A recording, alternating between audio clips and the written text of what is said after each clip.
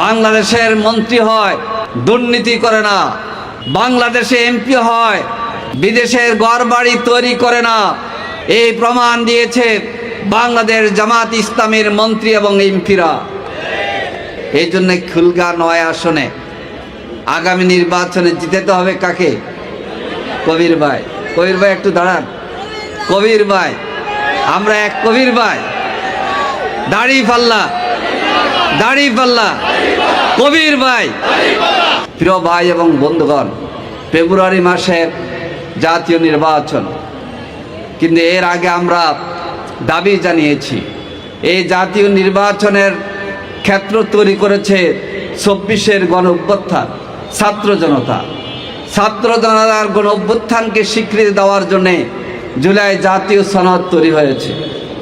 সরকার জুলাই জাতীয় সনদের সংবিধান আদেশ জারি করেছে।